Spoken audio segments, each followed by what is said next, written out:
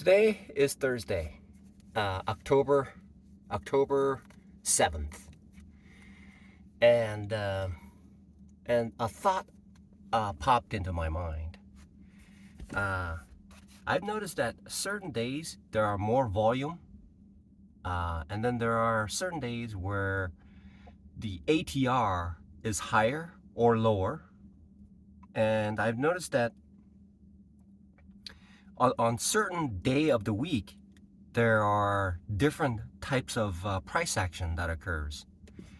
I'm just attempting to uh, imagine. Just imagine. Okay, so let's say it's Friday. Today is Friday, October 7th, Friday. So I'm imagining. Um, so I have to imagine. I have to figure out what people are doing on a Friday in Wall Street. I'm just wondering what they're doing. The biggest factor is the difference between Monday and a Friday and a Wednesday is that there's a 2 day where Wall Street closes all the time. Holidays will cause certain periods to close, and certain themes will occur in certain parts of the month, uh, uh, like the holiday season will cause certain behaviors to shift. During the summertime, vacations occur. And so there could be a skeleton crew of individuals who are supporting Wall Street. So if I were to break everything down into a microcosm and attempt to figure out what how does that change the volatility of the stock? Usually, it seems to me that it is possible on a low volume day, it could have erratic swings too. But generally speaking, if there are less participants, the fluctuations in the stocks could be small unless there is a swan event that occurs. So it has occurred to me, if I were to boil everything down to on a Friday, what are the factors that impact the volatility of the stock? It seems to me that on a Friday, and if I were to put myself in their shoes, the people who are the movers, I'm wondering if people want to buy things on a quiet day. They probably don't want to buy anything on a quiet day or sell on a quiet day. It just it just seems like that's probably not a good thing to do, because when people sell in large amount of stocks, it's going to move the market.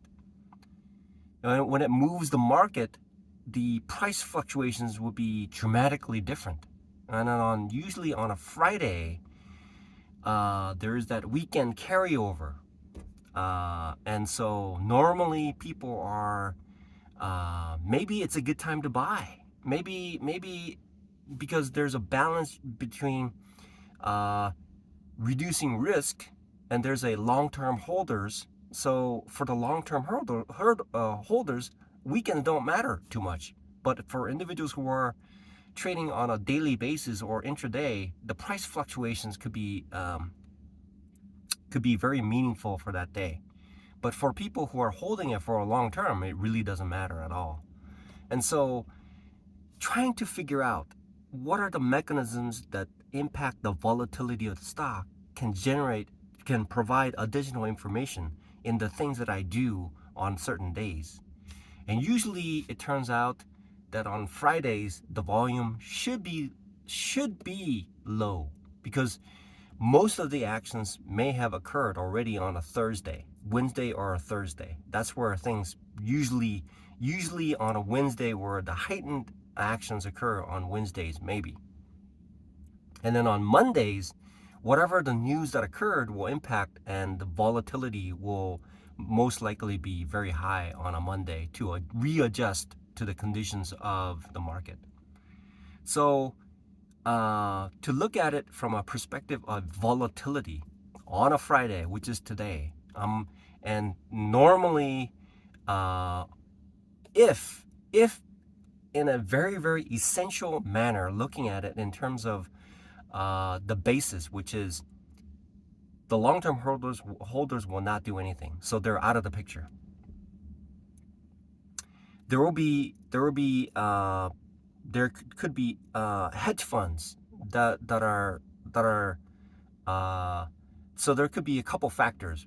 News will definitely cause a significant change, like the employment numbers today. So that will impact the movements, but for the long-term holders, it won't matter much. So it is possible to have readjustments based on the primarily number one, which is news. And then there's economic calendars like triple witching and certain conditions that causes the market to readjust. And the third part is there are individuals, probably a small amount, in order to hedge against a risk, weekend risk. There could be selling pressures that are there. So there could be multiple factors that impact the volatility of the stock. So today, usually when I'm looking at on a Friday on a short-term basis with many individuals with news that are suppressed, generally speaking, the intensity in the direction of sell-off is the influence of sell-off will either hamper the upward trend or it'll increase the downward trend that occurs on a basis. On a Friday, there should be a net negative or a downtrend that's predicted on a Friday.